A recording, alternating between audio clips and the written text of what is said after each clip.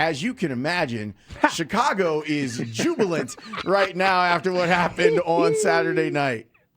Yeah, they should be. I mean, come on. This is what it's all about. And especially, I think, in year one, with Ben Johnson, I think there was expectations, but I'm not sure there were these kind of expectations. So to exceed those expectations, to find yourself in the playoffs still with a couple games to go, to get a win over the Packers after, losing to the Packers a couple weeks ago. I mean, so many things and so many boxes have been checked here in year one. Now, I know this is going to lead to high expectations in year two, no matter how this thing plays out. But rightfully so. This team, to me, has continued to prove people wrong, continue to make people believers, and have exceeded all expectations that I surely had for them coming into the season. So it's got to be a good time in Chicago right now. Yeah, man, exceeded expectations for all of us. It's 6 wins when they were trailing with 2 minutes to go. It's crazy, Kurt. I don't know how sustainable it is. Probably not very sustainable unless they get better, but still.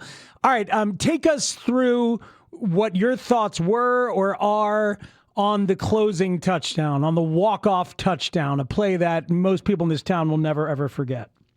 Just a great play call and a great setup throughout the game. And this is what makes great coordinators, or great coaches, is the ability to see into the future when you're calling plays and to set things up for later in the game. And, there was a lot of, kind of that 13 personnel that the Bears run a lot of plays out of it, obviously a lot of run plays out of it, some naked bootlegs and stuff out of it. But they ran it a number of times in that game. And, when they ran it, they ran the football out of it. And so, I'm sure they practiced this play a bunch of times, and then it was one of those, it's got to be the right situation for it. You never know. You might practice it a bunch of times and never run it in a game. But they get into overtime, and they're getting right into that, kind of that window where you're getting into field goal range, especially with the wind. Where is that spot? Maybe a little different than normal games, but kind of right in that area of the field. So I'm sure the Packers, see a lot of teams in the league, like when a team gets right on the cusp of field goal range, they blitz. They come after them in hopes of trying to create a negative play to not let them get into field goal range. And so they were right in that window. You line up in that 13 personnel again, your heavy run formation. Obviously, with the wind, you're not throwing the football a whole bunch.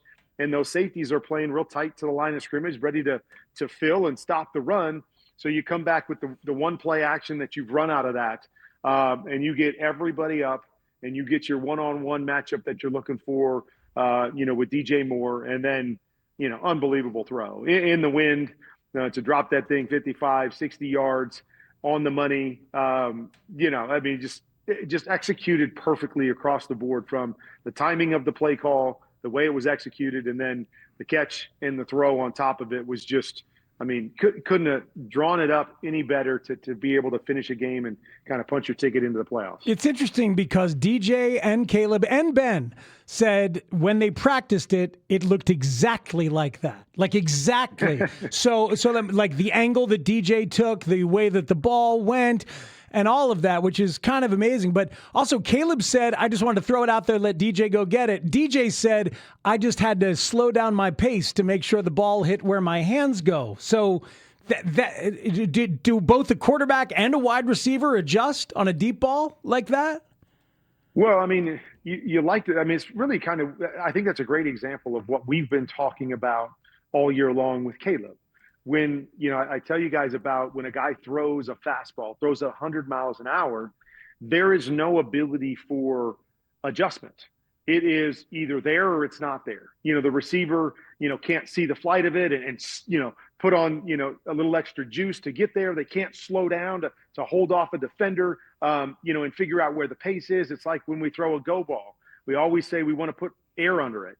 The higher it is, because once it turns over is when a wide receiver can gauge, okay, now I can feel where it's coming down and I can adjust my course to that. When we throw it flat, it just keeps going and it's either there or it's not there. And so I think that's a great example of what we've been talking about all year in terms of the more of the pace you can take off the football or, the fastball, and you can throw more of a changeup. Now your receivers can actually see the ball and they can help you to be successful. They can slow down, they can speed up, they can change the course of their route, whether they're going high or going flat. And now they can attack the football where it's at. And that lack of velocity allows them more time to make those adjustments and make the proper adjustments. And that's where touch becomes so important, because it increases your margin of error as a quarterback. It's not just, hey, I either hit the bullseye or I don't.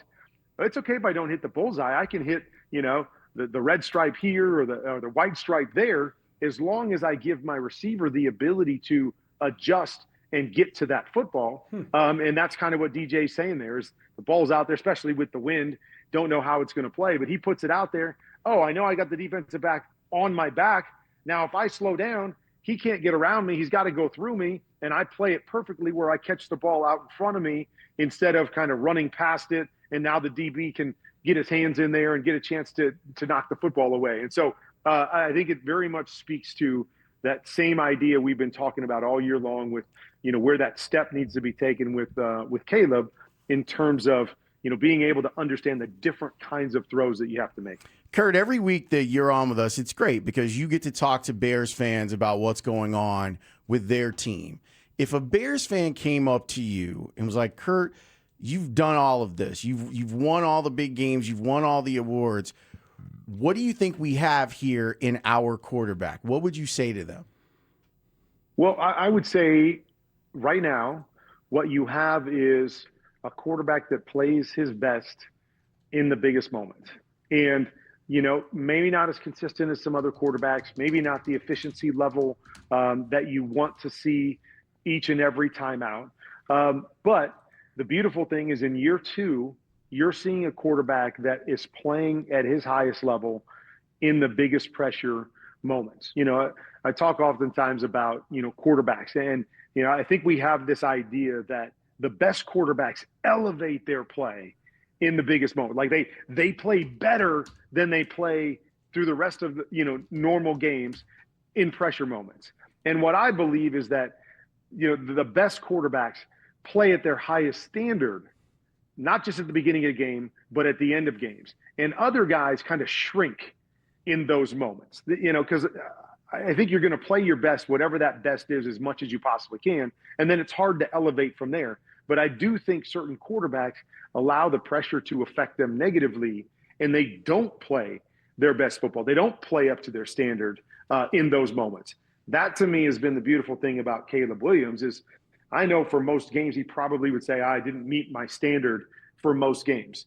But if you talk to him through those 6 games where they came back in the last 2 minutes to win or they win in overtime, I bet he would say, that's the standard. That's how I want to play, consistently for the rest of my career. The beautiful thing is when they've needed it, when they've been in close games, he has played to that standard and played his best football. And that's, I think, the thing that you hang on to. And that's where you were saying, well, I don't know if it's sustainable.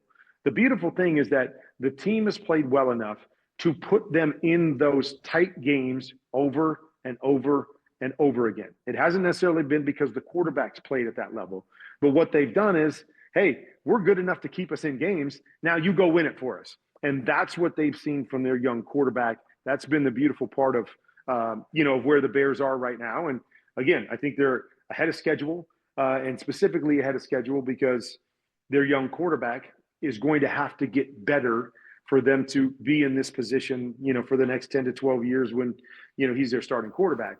But that's been the one thing that I continue to take away is that when the pressure's on, he meets his standard, better than he has at any other point in time in games. What does it take for a head coach to have this type of success in year one?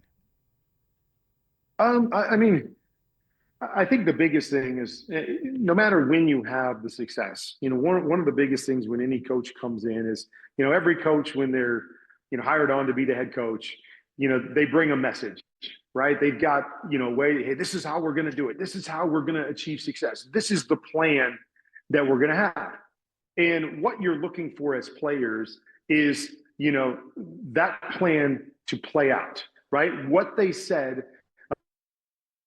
to work the way they said it was going to work and for you to have success with it, whether that's in year one or year 3, it doesn't matter. You know, the good coaches are the ones that have a plan, and because of their plan, you start to have success. And that to me is what this kind of stuff means for a guy like Ben Johnson. He came in and said, this is how we're going to do it. This is how we're going to build it. This is the play I'm going to call, you know, just like that play in overtime. This is what we're going to call in a critical situation. This is how it's going to play out, because they all said, oh, that's how it played out in practice. Like, they told them ahead of time, when we call this, this is how it will play out. You make the throw, you make the catch, we'll have a touchdown, and we'll win the game. And when you go out in the field and that stuff works, that's where the buy-in truly comes in, is that this guy saw it, this guy had the vision, this guy had the plan, and we followed the plan, and it's working just like he said it works. And so now the next time he says that, and the next time, I remember talking to Daniel Jones earlier when we were covering a game that they were doing, and he said what he loved so much about Shane Steichen was Shane Steichen would, you know, draw up these plays on the board, and he goes, okay, and this is how it's going to work, and they're going to play this coverage, and this is going to happen, and this guy's going to be open. And then they go out and run it, and it plays out just like that, and that guy's open. And so the next time Shane says that, Daniel's like, well, yeah, he is going to be open. I believe you 100%. I'm in. Let's go. Let's run it. And that's the kind of stuff that, you know, as a head coach, the beautiful things is when those things play out, now the players just go, okay, what's next? Whatever you say, I believe it. I'll do it. I'll put in the work. If you say I have to do this, so this happens, I'll do that, because I believe whatever you say is going to happen. And I think that's where this team is and the confidence they have in their head coach. Yeah, you know, after the game, Ben called his quarterback clutch, and Caleb said, I have the best coach in the world in his post game. So, like, Yep. there is a love affair blooming. It's quite something. All right, Kurt Warner, I'd been wanting to ask you about this. He throws the touchdown to Jahdae Walker on 4th down when it's cover 0.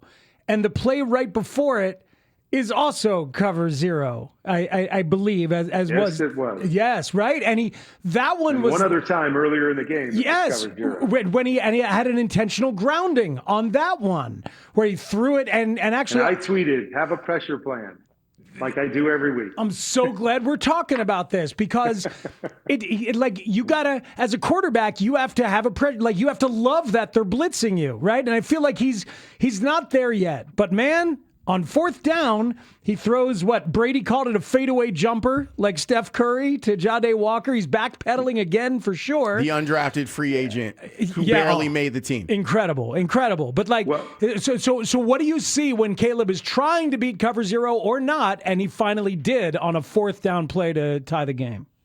Well, the reason I tweet it every week is because I see it hurt teams every week. And it's twofold. It's quarterbacks seemingly unaware of the pressure situation, and, you know, that they have to come up with some kind of answer, and schemes that aren't building in answers for their quarterbacks. So even if their quarterbacks are aware, there's nowhere for their quarterback to go in terms of salvaging the play against that pressure. And it drives me crazy. It's negative play after negative play every single week. It costs teams every single week. And in that game, when that happened in those critical situations, I'm thinking to myself, this is going to cost them this game. They're going to keep pressuring him because they don't have an answer. He didn't have an answer as a quarterback. They didn't have an answer in their scheme, as if they've practiced it. And we know, hey, if this happens, this is what you're doing with the football. I mean, the one, they brought it, and you could tell, he, like you said, his intentional, he just turned and threw it out of bounds because he had no plan. Like, there was nothing he could do in that situation. He just threw it out of bounds. And, you know, and I know it worked out for them on that 4th down, but it worked out because Green Bay screwed it up.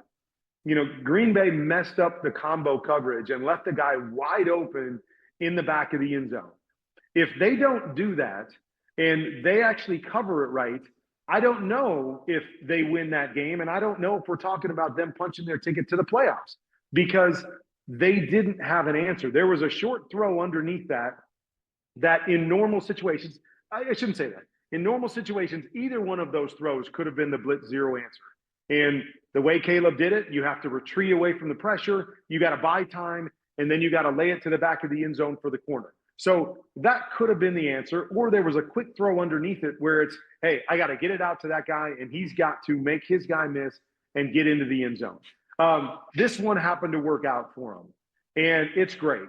But they need to do a better job of building it into their scheme and Caleb being aware of those pressure situations for the future. Like, if I see that as a defensive guy, I'm going in every week going, okay, you know, we got to find ways to get pressure and to get extra runners at Caleb Williams, because they don't really have answers. The answer is, you know, buy time and you know, bail yourself out, take off running and make a play.